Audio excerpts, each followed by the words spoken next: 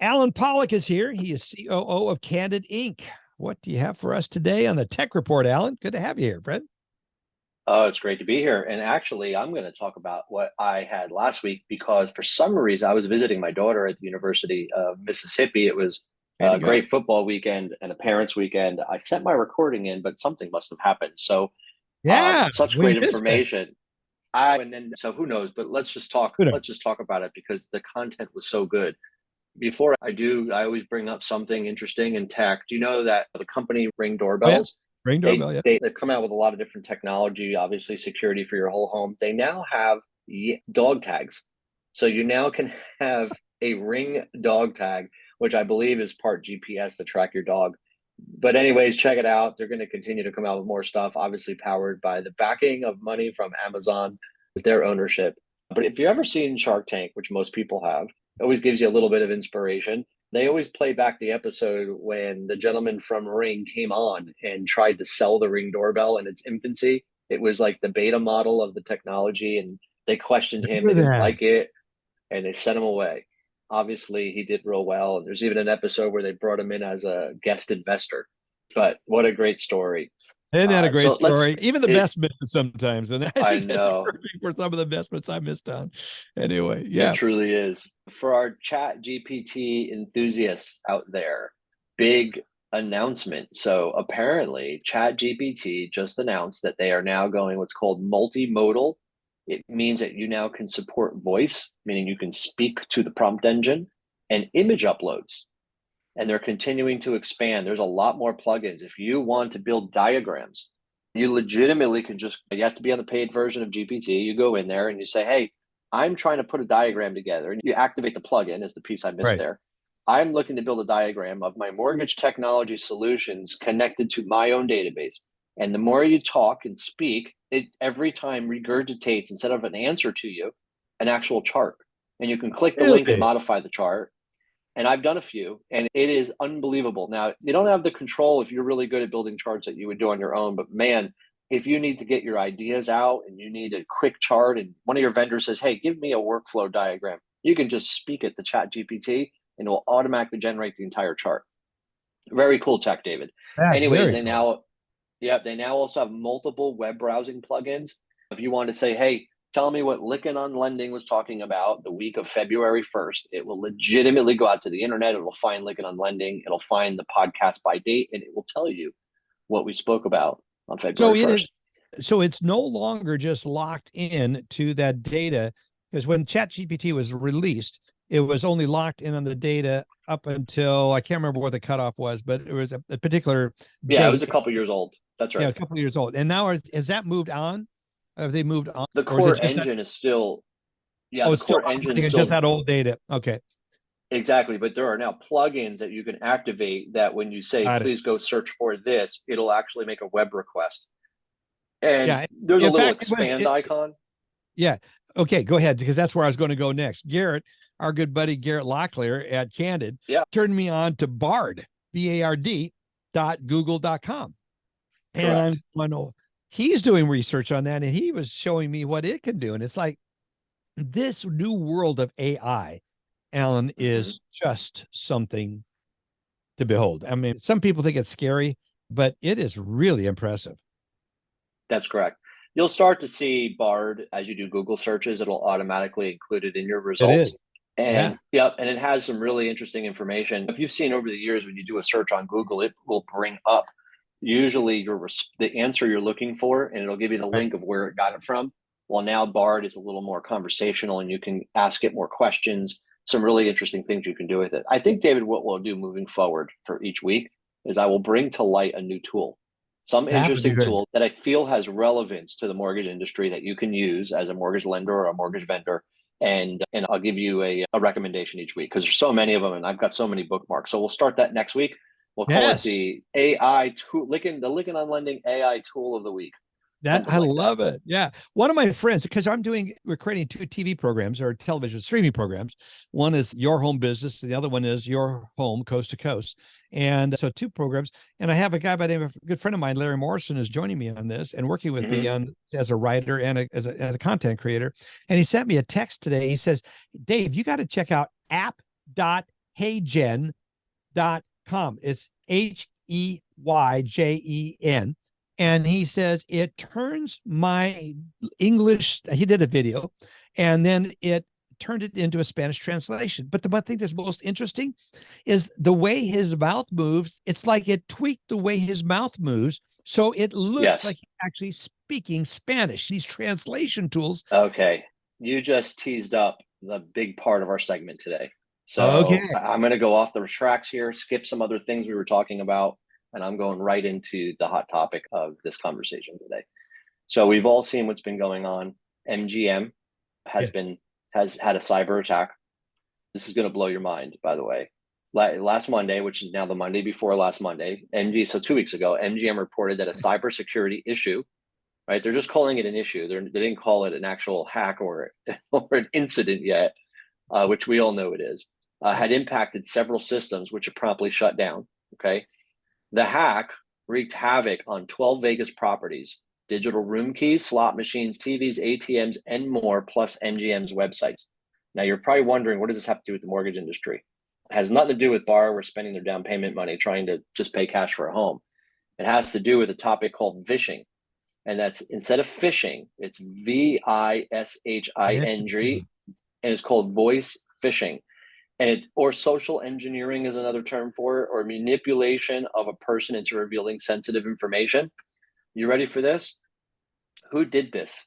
It's complicated, okay? And I'm reading bits and pieces from some articles, and I took some notes down. It's complicated, but it seems to be a group of young US hackers and European in their teens to 20s who used social engineering.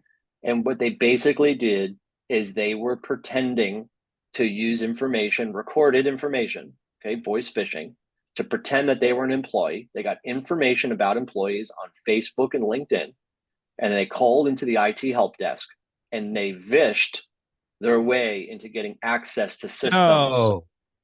Yes, and that's what caused this. Now, this is going to happen in our industry. Today, David, if you get a phone call from an unknown source, and they say, "Are you David Lykken?" Right away, you do not say yes, because they can record you saying, "Yes, I am David Lykken," and use that against you to get credit card offers and to do other things. That's part of the voice phishing problem that's out there. So make a long story short, we have to educate, just like we've talked about wire fraud. We have to educate home buyers. Us as lenders, we have to do that job. We have to do better to let them know what they need to be careful of as they enter the home buying process, because they and you are subject to be socially voice engineered or vished. Wow. Based on the different AI technology that is out there. And I'll add to all of this, David. I went to ChatGPT and I said, "Hey, I need to know more about vishing." And we're going to talk more about this next week. But what they said, and I said about the mortgage industry more specifically, and what it says about the mortgage industry is they're going to use common tactics. They're going to pose as representatives. You get what I'm saying? Wow, I guess it really is Monday. From banks, mortgage companies, government agencies.